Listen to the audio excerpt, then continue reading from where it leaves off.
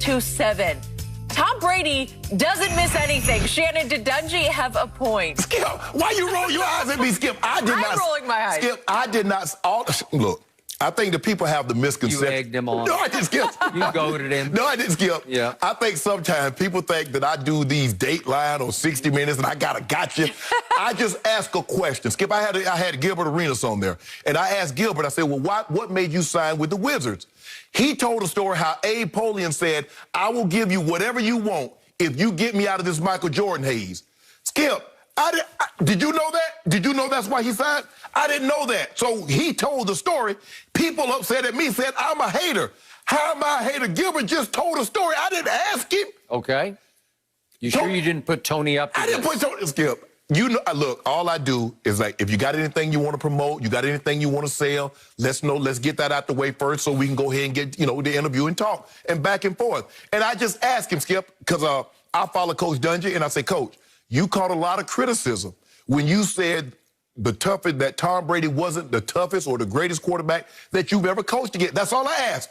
And so I was like, I said, you want to clarify? The toughest to play against, right? Yeah, not toughest, like physically. Right. Okay, got it. So you want to clarify? I said, what was the criticism? He said, and Coach Dungy goes back. People don't realize that Coach Dungy actually played with the Steelers. He led them in interceptions one year, Skip, the year they won the Super Bowl. And then, he said, I got tired of being traded and bounced around, and so I got into coaching. He was defensive coordinator at Pittsburgh. He was a D.C. In Minnesota and Kansas. So, Skip, he's been around the block. And he says, for me, Shannon, guys that have an added dimension of the legs, that's what I'm judging. And I'm not saying, and he said, I'm not saying Tom Brady wasn't great, because he is great. He said, but the fear of a John Elway or Steve Young or guys that have, Aaron Rodgers, that have legs to get out of harm's way, we got the perfect defense call, and there's nothing there. He could take off and get a first down, or he could take off and then throw the ball over your head. So that's what I judged it against. But now Brady did go.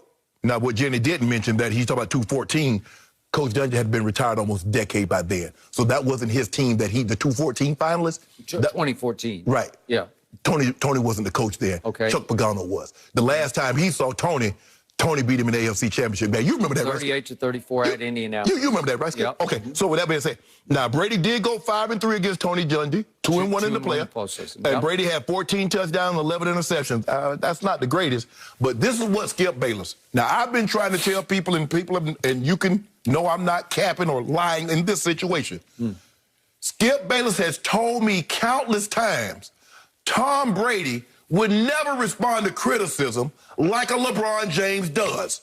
Michael Jordan would never respond.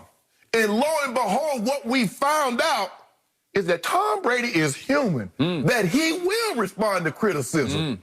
Tom, I appreciate that plug, Club Shake Shake. We got like 500-600 extra subscribers, thanks to you. Appreciate that. But Skip, I just think that Tony Dungy has a point. Skip, I don't take offense. So you rank Tom sixth? No. I don't take offense if someone says Tony Gonzalez or Jason Witten was tougher to defend. Skip, they're bigger. They may have bigger catch radiuses. They're tougher to tackle. They're 240, 250. Shannon was 225. That's okay, Skip. That doesn't diminish what I've done. That doesn't diminish what Tom's done. Because someone else might be tougher, that doesn't mean anything. That doesn't diminish what you've done, Skip. That all you got to say for yourself? By the way, before I launch on this, and I'm about to unleash on this, the story I read, he doesn't identify the fifth quarterback. I count Peyton, and then Aaron Rodgers, John Elway, Steve Young, but there's one missing link here to get to 6. Does he have Tom 6, fifth, or 6? Don't get into semantics. He's just not number 1. Where you and most people would have him on everybody's list. He's not number 1. Okay. So let's deal with that. All right. Now I'm going to deal with Coach Dungy. He is obviously a spiritual man, a religious man, and for that I have the utmost regard and respect. But in a football context, this is pure blasphemy. For all the respect I've had for Coach Dungy, he just undercut about half of it with one statement here, because it's just preposterous. It's just foolishness. It's just such utter disrespect for the obvious GOAT at the toughest position to play in all of sports, quarterback. And I get it that, you know, if you want to say running quarterback, moving quarterbacks, mobile quarterbacks are tougher to defend. But he started with his guy, Peyton, right? Yes. Because that's the guy he coached in Indianapolis. They did win a Super Bowl in the rain in Miami against Rex Grossman as the opposing quarterback. Well, you wouldn't want to give Jared Goff. Okay. But Jake Delhomme. He's won 6 out of 9 that he played in. And remember, he should have won 2 more. He should have lost 3. No, he should have won 2 more. He had Eli beaten with a 65-yard drive with 2 minutes left. He threw a touchdown pass to Randy Moss. And all Belichick had to do was stop Eli Manning from scoring a touchdown, not a field goal, a touchdown, and Tom wins another ring. All Belichick had to do was hold Nick Foles under 33 points, and Tom has an 8th ring. So what about the Rams? What if they'd have stopped Tom and not let him get in field goal range? They didn't. Okay, then they didn't. You can't have it both ways. Well, one team didn't stop him. We're not talking about the Rams. We're talking about Coach Belichick. Skip, I'm saying you said he could have more. I'm saying he could have less. Okay, so Tom Brady is 30-11 in the postseason. Okay. Peyton Manning, his guy, is 14-13. And I want to remind everybody, Peyton Manning in Indianapolis, 7 times he lost his first playoff game as a Colt. Okay. In those 7 times, once he was a 1 seed and twice he was a 2 seed. And they lost at home in their first playoff game. Yeah.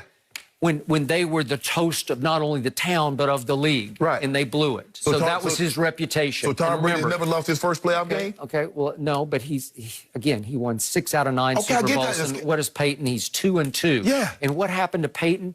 He got annihilated by the Legion of Boom, 43-8. Yeah. Tom did not get annihilated. He annihilated the Legion of Boom in the 4th quarter with 124 yards passing and 2 touchdowns just in the 4th quarter. When did we get quality points for close losses? 43-8. It was over like that. It was over. Okay, and then it was a 7-point game against New Orleans, and Peyton Manning threw a pick 6. Remember, Tracy Porter took it 78 yards to the house? I remember. Okay, so you blew that one also. So how can we put Peyton Manning above Tom Brady?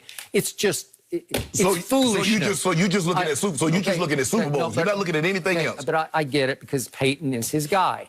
But now I don't get it because Aaron Rodgers 10 years ago won his one and only Super Bowl. Okay.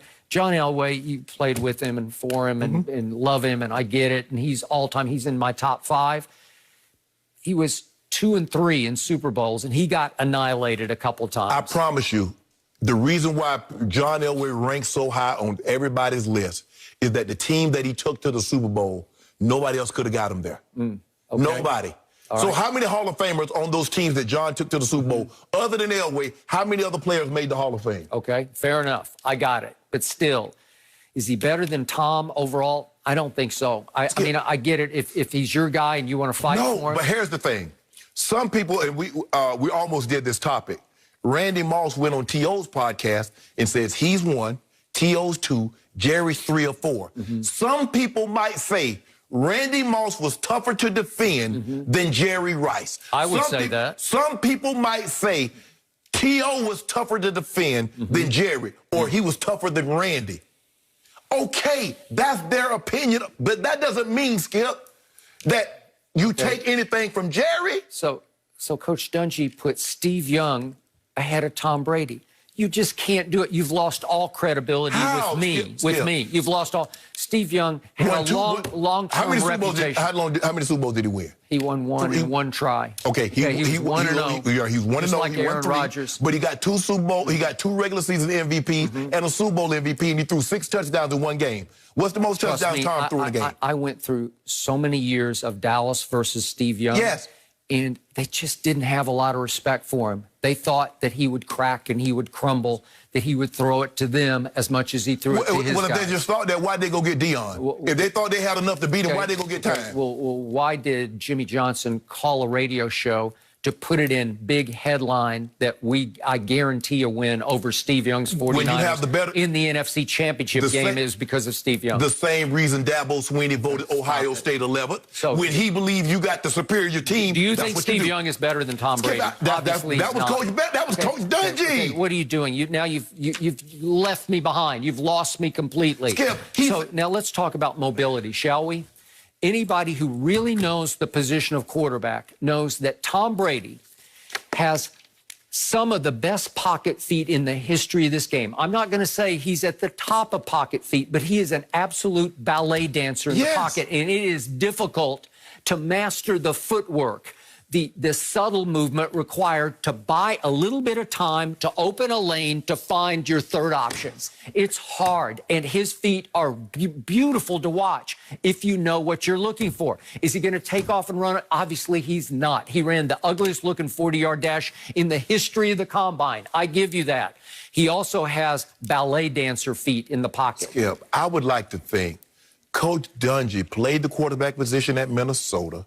He was a defensive back in the late 70s with the Steelers. So we're talking about 40-plus years. That might be longer than Coach Belichick has been in the National Football League. And he was on those great Steelers defenses. And he knows great defensive players, and he knows what caused those guys problems. And so for you to say, well, because Tom Brady is so great, well, he is. Go.